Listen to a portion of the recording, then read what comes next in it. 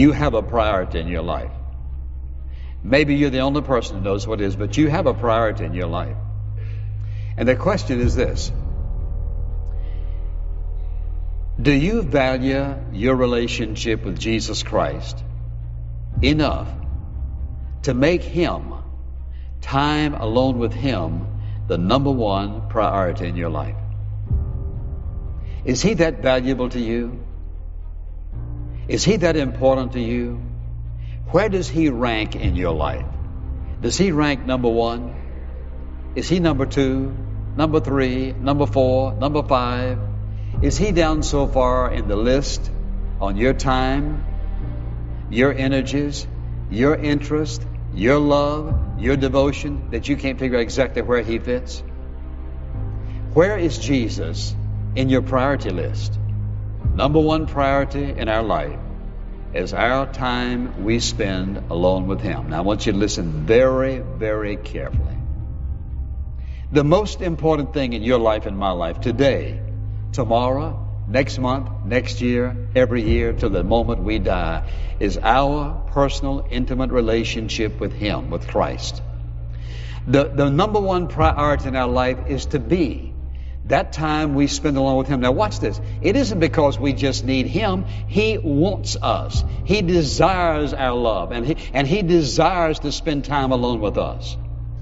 The Bible says over and over again, what's the first commandment? You shall love the Lord with all your heart, with all your mind, with all your soul. What does it say about Jesus Christ? That He might have first place in everything. He can't be second. He cannot be second. It means that you have to find time for Him when you have time for other things. And that may mean I have to get up a little earlier for you to be first with my day. So He's waiting on you to meet with Him every day, every day. I don't care how stormy your circumstances are. It doesn't make any difference how difficult the situation is and what's going on in your life and who's on your case. You know what? When you get along with Him, it is absolutely amazing how He can quieten your spirit, shut out everything else in the world, and it's just you and Him. That will quieten your spirit.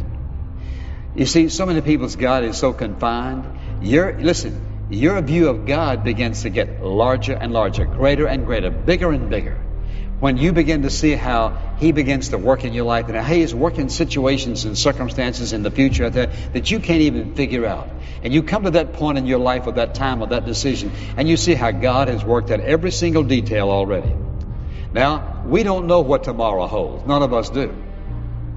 And so we can't predict the future. And we can't make decisions today that affect the future. And so we have to make decisions today that affect today. And so we have to trust God for tomorrow. And so we don't know when the storms are coming, when the floods are coming. But here's what I know for certain. When you and I spend time with Him, you see, He says He's like a refuge. He's like a fortress. He's like a rock upon which we stand. He's our hiding place. Spending time with Him oftentimes prepares us, so quietens our soul, that we're ready when something comes that would normally blow people off course, that does not affect us. Because why? Because we know who is in control of our lives. Is Jesus first? Now watch this. As you look at the way you spend your time, is He first? The way you spend your money, is He first? In your relationships, is He first? And then if you're wise enough to make Him number one in relationship and every other aspect of your life, you watch God transform you in a way that you would never begin to imagine. One thing I know for certain, you never lose making Him number one.